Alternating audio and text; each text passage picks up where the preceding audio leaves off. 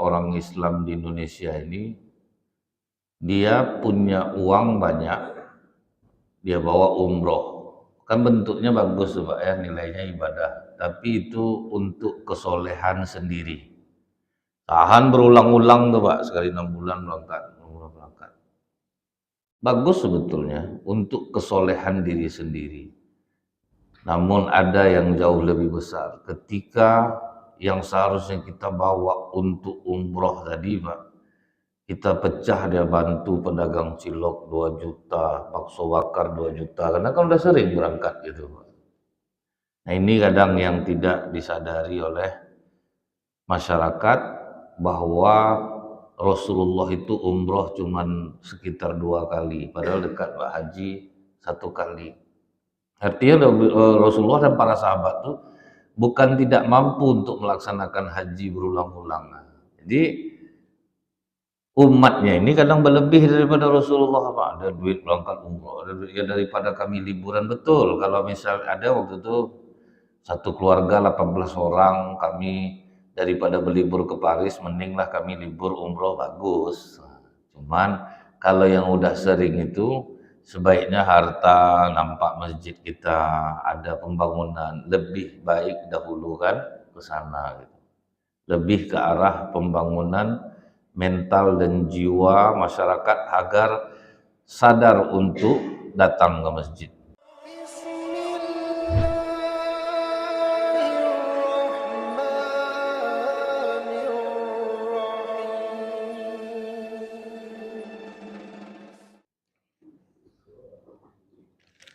Bismillahirrahmanirrahim. Assalamualaikum warahmatullahi wabarakatuh. Innal hamdalillah nahmaduhu wa nasta'inu wa nastaghfiruh wa na'udzu billahi min syururi anfusina wa min sayyiati a'malina. May yahdihillahu fala mudhillalah wa may yudlil fala hadiyalah. Asyhadu an la ilaha illallah wahdahu la syarikalah wa asyhadu anna Muhammadan abduhu wa rasuluh. Allahumma sholli wa sallim wa barik ala hadzal nabiyil karim wa ala alihi wa sahbihi ajmain.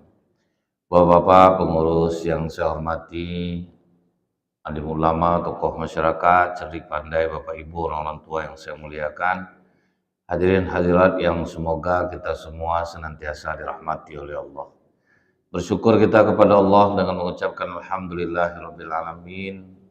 Di subuh yang cerah ini Allah masih memberikan kesehatan, kekuatan iman kepada Bapak Ibu, yang dengan kesehatan itu, keimanan itu membuat Bapak Ibu dekat kepada Allah. Semoga apa-apa yang Bapak Ibu lakukan ini menjadi sebab dimudahkan segala urusan, disehatkan segala penyakit insyaallah.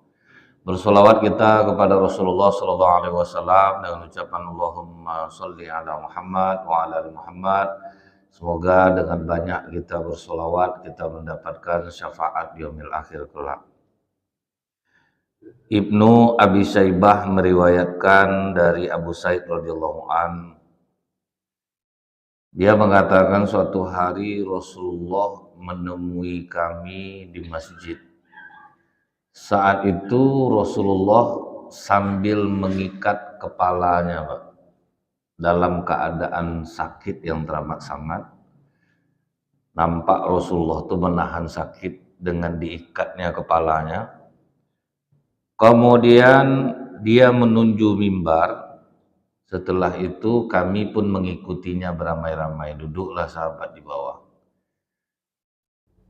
Setelah itu kata Rasulullah SAW, ada seorang hamba yang ditawari kehidupan dunia dan perhiasannya, dan juga ditawari akhirat. Dan seorang hamba itu menerima tawaran akhirat. Setelah itu turun Rasulullah. Di saat itu Pak Abu Bakar tidak berhenti menangis.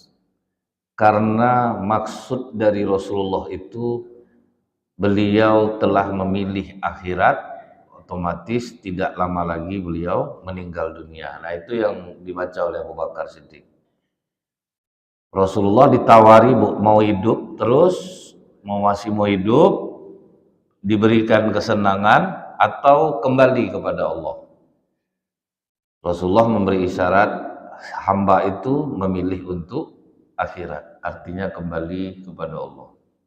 Diberikan tawaran seperti itu. Jadi memang Bu ya, yang kita tahu Rasulullah ini semasa hidupnya beliau, walaupun harta benda duniawi sedang melimpah saat itu, tapi justru beliau tidak memanfaatkan harta itu untuk kepentingan pribadi. Bahkan saat wafat pun baju Rasulullah sedang tergadai kepada orang Yahudi. Artinya umat Islam ini Bu, boleh kita kaya, boleh kita hidup senang, tapi gunakanlah kekayaan itu untuk mendekat kepada Allah, bukan untuk kemanfaatan pribadi. Karena kalau kita perhatikan Pak, orang Islam di Indonesia ini, dia punya uang banyak, dia bawa umroh, kan bentuknya bagus Pak ya, nilainya ibadah, tapi itu untuk kesolehan sendiri. Tahan berulang-ulang tuh Pak, sekali 6 bulan berangkat. Bagus sebetulnya untuk kesolehan diri sendiri. Namun ada yang jauh lebih besar, ketika yang seharusnya kita bawa untuk umroh tadi Pak, kita pecah, dia bantu pedagang cilok 2 juta, bakso bakar 2 juta, karena kan udah sering berangkat gitu Pak. Nah ini kadang yang tidak disadari oleh masyarakat, bahwa Rasulullah itu umroh cuman sekitar 2 kali, padahal dekat Pak Haji 1 kali. Artinya Rasulullah dan para sahabat tuh bukan tidak mampu untuk melaksanakan haji berulang-ulang. Jadi umatnya ini kadang berlebih daripada Rasulullah Pak. Ada duit berangkat umroh, ada duit ya daripada kami liburan. Betul, kalau misal ada waktu itu satu keluarga 18 orang, kami daripada berlibur ke Paris, mendinglah kami libur umroh, bagus. Cuman kalau yang udah sering itu, sebaiknya harta nampak masjid kita, ada pembangunan, lebih baik dahulukan ke sana gitu. Lebih ke arah pembangunan mental dan jiwa masyarakat agar sadar untuk datang ke masjid. Ingat saya dulu tuh Bu ya, orang mengundang hadir pengajian, di dalam bawah undangan itu Pak, setiap yang datang akan diberikan biaya transportasi 50.000, penuh tempat tuh Pak. Jadi bagus dia tuh digunakannya duitnya untuk supaya membawa orang dekat kepada Allah. Kenapa saya katakan demikian? Kalau kita ingat lagi Bu ya, seorang ulama yang pernah membawa rombongan haji, dan pada tahun itu orang masih jalan kaki naik haji. Rabi'ah bin Sulaiman. Jadi dibawalah rombongan haji ini oleh Rabi'ah bin Sulaiman dengan membawa uang sekitar 600 dirham masing-masing jamaah. Pas sampai di kota Kufah, Irak, nampak oleh dia seorang ibu-ibu sedang memotong-potong daging bangkai keledai. Curiga dia Bu, ngapa dipotong daging bangkai ini oleh ibu ini? Diam-diam dia ikuti, tapi bukan untuk melihat aibnya. Jadi penasaran nih, untuk apa daging bangkai keledai ini. Sampailah ibu ini ke sebuah rumah. Terdengarlah oleh Rabi'ah bin Sulaiman percakapan ibu ini dengan anak perempuannya. Nak, cuci bersih-bersih daging bangkai ini. Suasana kita darurat, sudah 4 hari kita tidak makan. Cuci bersih-bersih, masak daging bangkai ini. Oh, langsung diketok oleh Rabi'ah. Assalamualaikum. Kenapa mau dimakan daging bangkainya? Ini kan haram dalam Islam. Kata ibu ini, maaf Tuan, Anda siapa? Enggak, saya rombongan jamaah haji. Saya sudah melihat ibu dari tadi memotong daging bangkai keledai. Ternyata apa yang saya takutkan terjadi, ibu akan memakan daging bangkai keledai itu bersama anak-anak. Kami tidak punya pencarian Tuan semenjak suami saya meninggal. pekerjaan pun tidak ada. Jadi kami terpaksa memakan daging bangkai ini. Jangan dimakan, Bu. Buang daging itu. Pergilah Rabi'ah bin Sulaiman ini ke rombongan jamaah hajinya. Di sini ada seorang hamba Allah yang kesusahan. Dia tidak punya suami. Adakah di antara kita yang mau menyumbangkan harta kita? Semua mengatakan uang kita pas untuk perjalanan 6 bulan, pulang dan pergi. Tidak mungkinlah kita mau sedekah. Akhirnya kata Rabi'ah Sulaiman, aku coba menawarkan kebaikan ini kepada kalian. Karena aku yang akan membiayai ibu itu sepenuhnya. Nah, jadi kalau kalian tidak ada yang nyumbang, aku menawarkan kebaikan. Tidak ada yang mau, aku yang akan menanggungnya. Akhirnya Rabi'ah bin Sulaiman tidak melaksanakan haji demi membantu ibu yang punya anak yatim. Kalau kita secara apa nih, pada pentinglah haji lagi. Nah, tapi rupanya kalau ulama tidak ke situ begini, Pak. Ada yang lebih penting yaitu memberikan kehidupan kepada orang lain. Makanya zikir yang tertinggi itu walaupun kita memberikan orang separuh kurma. Artinya apa? Memberi kehidupan untuk orang lain. Tidak dipikirnya kesolehan pribadi dia, Pak. Dikasihnya uang 600 dirham untuk ibu. Dia pun akhirnya tidak menunaikan ibadah haji. Perasaan ini yang hilang di umat Islam sekarang, Pak. Menyumbang kalau rasanya yang mengajak itu tokoh, saya pernah nengok tuh, Bu. Saya tahu betul masjid dekat rumah Bapak itu aja kerannya tanggal-tanggal, Pak. Tapi nampak saya dia megang spanduk menyumbang ke suatu lembaga 500 juta. Oh, masih ini rupanya sifat orang kita nih. Kalau yang sifatnya tuh nampak ada tokoh yang mengajak, dia mau nyambung besar. Saya tahu betul. Masjid dekat rumahnya tuh aja tanggung parahnya lagi. Sempat dikasihnya 500 juta itu ke masjidnya, wah udah mewah tuh, Pak. Tapi karena ada tokoh tuh nanti yang memegang, dia memegang, masih butuh nama gitu, Pak. Sementara kita tahu masjid dekat rumahnya aja terbengkalai, nyumbang besar. Nah, itulah kadang kita ini lupa bahwa memberikan kehidupan untuk orang lain itu tuh besar efeknya bagi jiwa. Makanya para sahabat tuh mereka kaya-kaya tapi banyak yang kelaparan. Disebabkan apa? Lebih mendahulukan orang lain daripada dirinya sendiri. Nah, itu tuh yang dahsyat itu tuh. Jadi Rasulullah ini disuruh pilih, mau pilih dunia enggak? Dikasih dunia, dikasih perhiasannya. Kata Rasulullah, aku lebih memilih akhirat.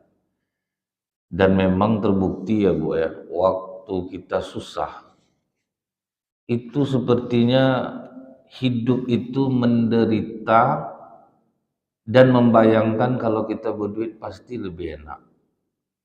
Rupanya bertukar ekonomi. Berduit dia, makin banyak masalahnya, Pak. Saya pikir enak waktu susah dulu lagi. Kalau kita lihat misalnya macam Michael Jackson dulu. Dari kecil udah terkenal. Kita kan kalau terkenal itu yang jelas kaya, sudah itu duit banyak, mau beli apa aja bisa. Udah terkenal, udah kaya, ndak bisa lah duduk sembarangan lagi, Bu. Duduk di sini dikejar orang, mau kemari kejar orang, sampai payah menyembunyikan mukanya. Ternyata tidak bahagia dia dengan ketenaran dia, sampai akhirnya dia overdosis. Jadi memang yang dikatakan Rasulullah itu betul. Yang aku takutkan kepada umatku ini bukanlah kemiskinan. Walaupun kemiskinan itu dekat kepada kekufuran. Tapi yang paling aku takutkan kepada umatku ini ketika dunia dibentangkan. Ketika banyak duit gitu Pak, itu yang lebih mengerikan. Jadi kalau kita yang dikasih hidup kaya raya, tetapi kita tidak silau dengan kaya itu, insya Allah kita selamat. Tapi kalau misal kita dikasih hidup kaya raya, sibuk hanya untuk diri sendiri saja, nah itu yang disayangkan.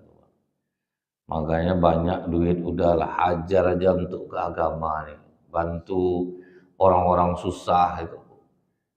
Karena sebenarnya banyak orang yang butuh-butuh bantuan, tetapi yang membantunya justru rentenir jadinya. Akhirnya bertambah-tambah masalahnya dia. Saya kasihan ada nengok orang bakso bakar jual beli aja belum lagi, petugas koperasi udah duduk situ standby Pak, nunggu ansurannya. Waduh. Sementara nggak bisa lah disalahkan, sama orang tuh mudah meminjam, sama orang kita payah meminjamnya Pak kan. Jadi makanya lebih cepat mereka akhirnya ke sana lah orang minjam. Yang kedua, kadang orang meminjamkan ini tidak pula salah. Ingat ya, ada orang kaya Bu ya, uangnya itu zakat hartanya itu dikelola untuk jadi zakat produktif. Maksudnya itu dipinjamkan kepada orang-orang kecil yang mau jualan. Terus tapi ada tapinya Bu, saya menganggap itu sesuatu hal yang salah karena harus dikembalikan uangnya. Cuman niatnya itu udah bagus, maksudnya itu kalau dikembalikan orang kan nanti banyak lagi yang bisa bermanfaat, jadi uang segitu bisa melebar jadinya. Dalam kenyataannya dipinjamkan pula ke tukang lontong, ke tukang bakso, enggak pula balik Pak. Itu tuh yang malas orang akhirnya meminjamkan. Dipinjamkan tanpa bunga, enggak pula dibalikkan. Tapi memang sebetulnya kalau menurut saya, kalau zakat udah zakat mal itu tuh tidak boleh lagi berharap untuk kembali gitu. Udahlah kasih aja lah. Jadi dia tuh ngeluh dipinjamkan Ustaz enggak ada balik. Saya bilang setahu saya yang namanya zakat mal itu enggak ada balik. Udah kasih aja lah. Dia mau buka usaha boleh kita survei usaha apa yang dibukanya. Berapa dia butuh, udah kasih habis itu udah lepas. Namanya zakat, masa harus balik lah balik. Itu meminjam namanya. Nah, jadi Rasulullah mengajarkan kita dalam hadis ini bahwa beliau pun ternyata Habibullah tapi dikasih penyakit oleh Allah. Sampai diikat kepalanya. Apa kata Ibnu Mas'ud? Aku pernah memegang kepala Rasulullah ketika sakit. Macam memegang api katanya Pak. Ditarik tangannya cepat. Tidak pernah aku melihat sepanas ini orang ya Rasulullah. Kata Rasulullah, itulah kami para nabi. Kalau dapat penyakit 2 kali lipat orang biasa. Nah, jadi siapa orang yang paling panas kepalanya, 2 kali lipat dialah Rasulullah. Sampai keluar urat kepala. Artinya tidak ada kita ini yang tidak diberi Allah penyakit. Tapi bagi orang beriman, penyakit bisa menggugurkan dosanya. Dengan syarat dia tidak mengeluh, Pak. Nah, kita kan kebanyakan drama, Bu. Waktu pergi ke kedai tadi ibu nih sehat walafiat aja. Nampak dia mobil anaknya masuk gang, Pak, atau pincangnya langsung ibu nih. Kenapa kaki mama mah? Tidak tahu lah mama lagi ini tadi pagi keseleo lah dia. Itu tuh yang membuat hilang pahala sakit itu jadinya, Pak. Aturan berpahala jadi dosa jadinya. Jadi jangan drama-drama. Kalau kita sakit berobat jangan pakai sandiwara. Nanti salah kasih obat dokter itu jadinya. Ada ibu-ibu, Pak, dia acting ke anaknya, Bu. Sepicing haram mama ndak bisa tidur semalam. Padahal kata orang yang di rumah tuh enak tidur mama tuh. Itu dibawa anaknya yang perhatian nih ke dokter. Ibu saya ndak bisa tidur, dokter dikasih obat tidur dosis tinggi, Pak. Atau tidur betul sekali, ndak bangun-bangun sampai sekarang lagi. Jadi kalau kita sakit, salah satu kesyukuran orang sakit itu adalah dosa-dosanya diampuni. Allah itu Bu, dikasihnya Bapak Ibu penyakit sampai bersih, udah bersih baru kembali kepada Allah, tinggal aku masukkan ke dalam surga, itu kata Allah. Dengan syarat tidak mengeluh-ngeluh. Cuman orang kita ini itulah, padahal mengeluh itu tidak mengurangkan penyakit, tapi itu dibuat. Kalau kita ngeluh, berarti kan kita nganggap Allah ini tidak adil. Nah itu tuh yang bahaya, Pak. Jadi Rasulullah pun sakit tetap menemui masyarakat menyampaikan nasihat. Dan artinya Rasulullah walaupun seorang Habibullah tetap tak terkena penyakit. Kemudian Bu, ini dari Tabrani meriwayatkan beserta sanadnya dari Ibnu Abbas radhiyallahu an, setelah turun ayat idza ja'an nasrullah wal fath, apabila telah datang pertolongan Allah dan kemenangan. Ini ayat ini Pak sebetulnya menandakan Rasulullah akan meninggal. Nah, karena pertolongan Allah sudah datang, umat Islam sudah menang. Waktu ayat ini turun, Rasulullah memanggil Fatimah. Fatimah, dengan ayat ini berarti mungkin aku tidak lama lagi akan mendahului kalian. Menangis Fatimah sejadi-jadinya. Dan Rasulullah tidak pula melarang menangis tuh Pak. Yang dilarang Rasulullah adalah meratap. Beda ya Pak ya, menangis sama meratap itu beda. Yang dilarang selama ini tuh sebetulnya meratap. Kalau mayat terbujur, keluarganya nangis, tidak ada masalah sebetulnya Pak. Nangis loh. Yang tidak boleh tuh menepuk-nepuk dada, mengupak-ngupak. Duluan pula abang mati bang. Menyesal aku nikah sama abang. Dulu banyak laki-laki yang mau sama aku. Demi abang aku tinggalkan laki-laki itu. Aku kalau tahu aku nak nikah sama abang. Itu yang tidak boleh Pak. Tapi kalau misalnya hanya sekedar menangis, ini yang dikatakan Rasulullah, tangisan adalah rahmat dan kasih sayang Allah. Kan pernah sahabat ditengoknya Rasulullah menangis Pak. Rasulullah, tapi kau melarang menangis. Kalau kan waktu itu anak Rasulullah meninggal yang bernama Ibrahim, anak dari Maria binti Qibtiyah. Kata Rasulullah, tangisan adalah rahmat dan kasih sayang Allah. Yang aku larang kalian meratap, meninju-ninju dinding, merobek-robek baju, itu yang tidak boleh. Tapi kalau menangis silahkan. Nah Fatimah menangis, Rasulullah kan tidak melarang Pak. Habis Fatimah menangis sejadi-jadinya, tiba-tiba Fatimah tersenyum. Ditanya oleh salah seorang istri Rasulullah, tadi kau menangis, tahu-tahu kenapa engkau tiba-tiba tersenyum? Kata Rasulullah bahwa Rasulullah tidak lama lagi akan meninggalkan kita. Itu yang membuat aku menangis. Tapi Rasulullah mengatakan, dari keluargaku engkau yang pertama kali menyusulku. Nah, setelah kematian Rasulullah itu engkau Fatimah. Mendengar itu Fatimah tersenyum. Bahagia akan ketemu ayahnya dan masuk surga. Sempat ibu begitu kan macam mana Bu? Dari keluarga awak, kamu dulu yang meninggal. Jangan. Nah, ada yang berani Pak kan. Ini Fatimah tersenyum dia Pak, dibilang dia meninggal duluan. Tempat kita tuh meninggal aja lah Bang, bawa aku misal suami gitu.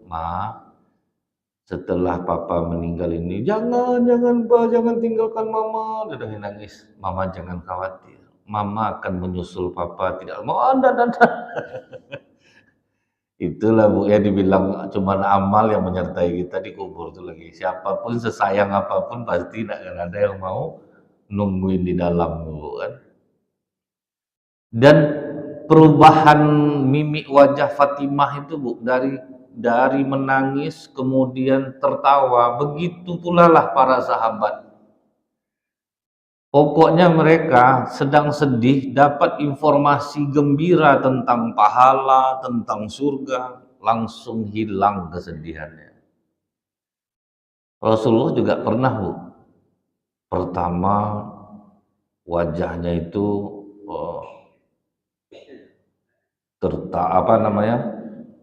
menangis.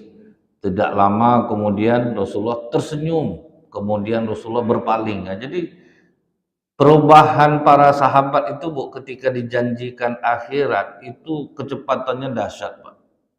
Karena apa? Ketundukan mereka kepada Allah. Kalau kita kan kalau dihibur-hibur orang itu kan lama Pak kan. Sabar aja lah Bu, mana tahu ibu nanti dapat musibah, akan diganti Allah dengan kenikmatan. Dia saya tuh tidak bisa terima, bilang pasti gitu Pak kan. Nah, cobalah diceritakannya panjang lebar. Ada Bu sahabat Rasulullah itu boleh dibilang orangnya itu pendek dan wajahnya itu paling jelek. Dia ada dua riwayat, ada namanya Julaibib, tapi kalau dalam hadis ini namanya Said As-Sulami, Pak.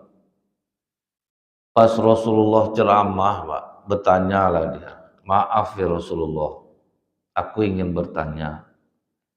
Apa pertanyaanmu Said? Apakah tubuhku yang pendek ini, wajahku yang jelek ini akan menghalangiku masuk surga ya Rasulullah? Tertegun Rasulullah. Allah tidak memandang rupamu Said, Allah memandang ketakwaanmu. Kenapa kau bertanya seperti itu?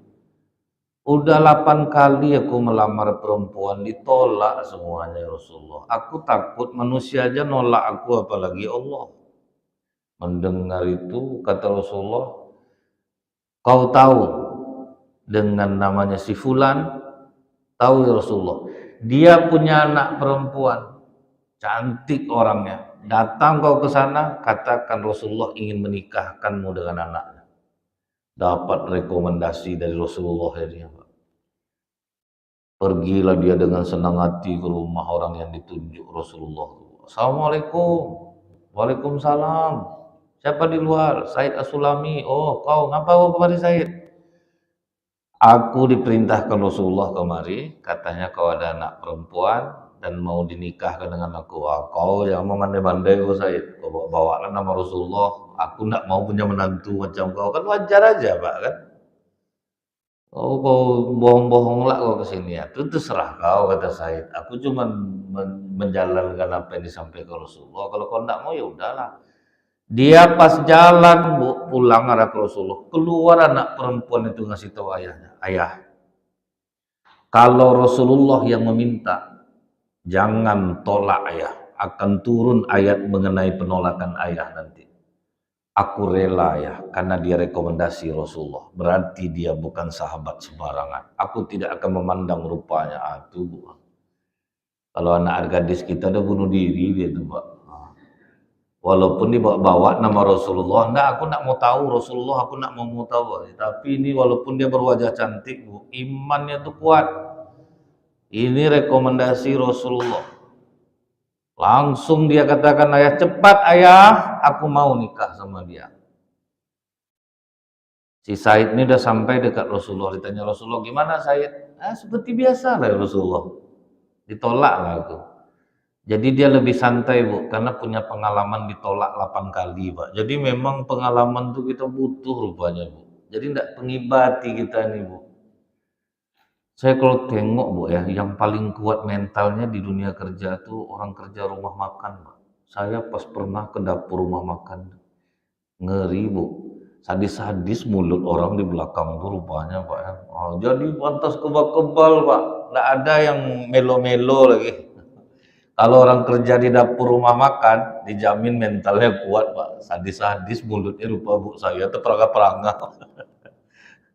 Tapi ya memang seperti itu. Kalau orang udah biasa kena kasari, dimaki, aman perasaannya Pak. Nggak, tetap bisa tidur, tenang malam Pak. Jadi kalau di masyarakat kena maki-maki itu santai dia. Makanya Said As-Sulami ini santai aja dia. Nggak lama sudah tuh datang bapak laki-laki itu, ya Rasulullah maafkan aku sangka dia tadi buat ngomong aja. Anakku mau ya Rasulullah. Begitu mendengar anak perempuan yang mau bertakbir seluruh sahabat Pak. Datang Utsman bin Affan, aku nyumbang sekian. Abu Bakar nyumbang sekian. Bahagialah dia Pak. Besoknya Bu, pergilah dia ke pasar. Mau membeli untuk nikah nih Pak. Terdengar pengumuman, pasukan muslim berkumpul, kita akan berperang. Tidak jadi dia beli mahar Bu. Dibelinya kuda perang, padahal mau nikah, dia pengen nikah. Begitu mendengar panggilan perang Pak, pedang dibelinya, baju besi, kuda, pergi dia berperang Bu. Jadi pas dalam keadaan perang itu, Rasulullah ada heran juga, siapa yang pakai kuda baru, nampak kuda baru kuat, baju besi baru, pedangnya baru, kilat. Didekati Rasulullah, nampak dari baju besi yang itu kulitnya kulitnya hitam, Pak. Kau Said? Iya Rasulullah, kau besok kau mau nikah, ngapa pula ikut kau? Ini lebih penting ya Rasulullah daripada pernikahanku. Kalau aku hidup, besok pagi aku nikah. Kalau aku mati, bidadari menunggu aku. Nah, itu keyakinan mereka. Rupanya pas perang tuh Pak, mati syahid Said As-Sulami. Rasulullah begitu melihat jenazah itu, pertama Rasulullah menangis Pak. Menangis sejadi-jadinya Bu. Setelah itu Rasulullah tersenyum selebar-lebarnya. Itulah perubahan wajah itu Pak. Kemudian Rasulullah langsung berpaling darinya dan meninggalkannya. Agak cepat Rasulullah pergi. Disitulah sahabat bertanya, ya Rasulullah, tadi kami melihat wajah engkau menangis. Setelah itu tiba-tiba engkau tertawa. Setelah itu tiba-tiba kau seperti membenci Said dan berpaling darinya. Kata Rasulullah, aku menangis karena manusia macam Said As-Sulami ini langka. Besok mau nikah, malah perang di hari ini. Apa enggak langka yang punya keyakinan seperti itu? Ya cobalah Bu, misalnya anak ibu mau nikah besok tuh pergi perang, mungkin ibu tatar-tatar dari siang tuh Pak, berpikir otak kau tuh sedikit.